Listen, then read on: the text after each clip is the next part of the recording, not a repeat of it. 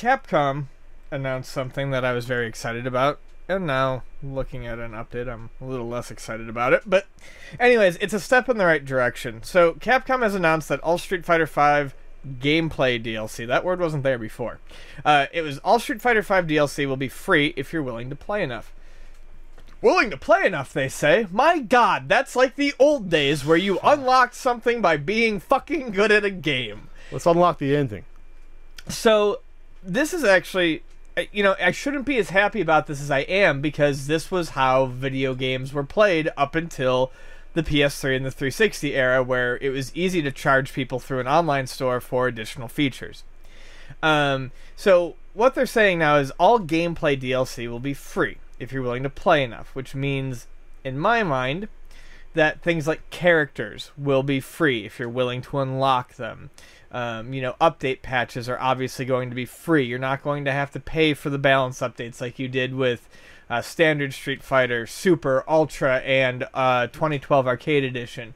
And this is all really, really good news. Basically, one disc should, more or less, if you're going to be good enough to play Street Fighter, and if you're going to get really into it, to buy all the to the point where you would have bought the versions anyways, you're going to be good enough to unlock this content. That's great news. Sadly, they have asterisked this news since I read it, and it's gameplay, which means that, unfortunately, some of my favorite shit to unlock in fighting games will probably still be nickel and dimed, like costumes, sprite swaps, alternate outfits, colors, stuff like that. Which, honestly, I love that stuff. I love unlocking that stuff, and I was really hoping they were going to go back to not charging me the price of a burrito to unlock you know, a weird costume for Dan. Is that our new currency this week on the podcast? I usually use burritos and gumballs as currency. All right, Carnitas burritos the currency this week.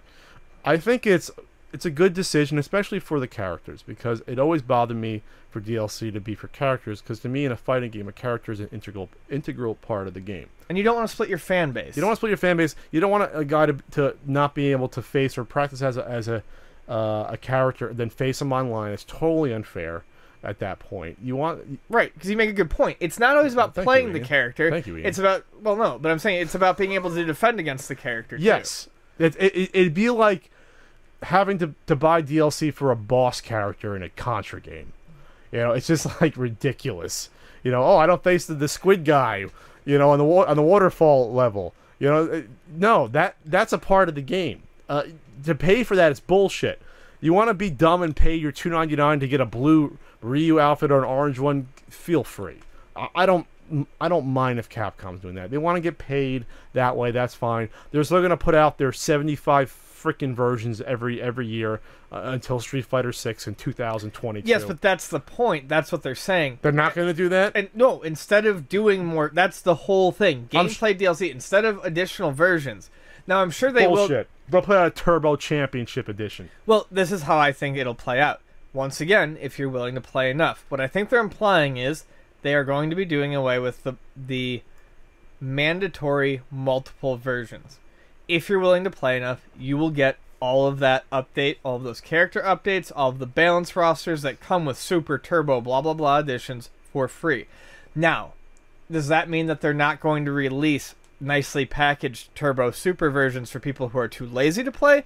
No, they probably will. So you're saying they'll include Turbo for the first year, but maybe the 1 year in, they'll do a version that has all the different costumes as well.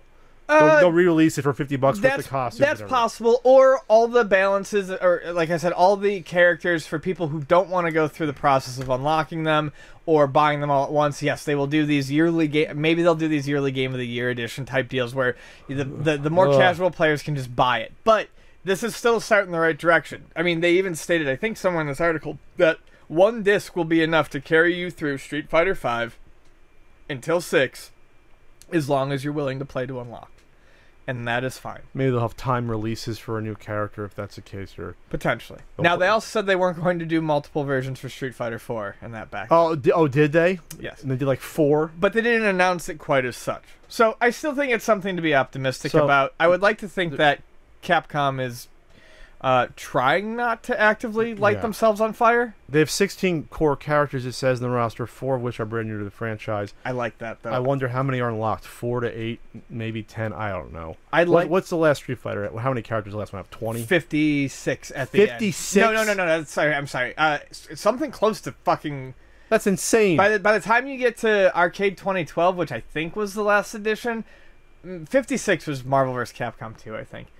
No, it might have been like 52.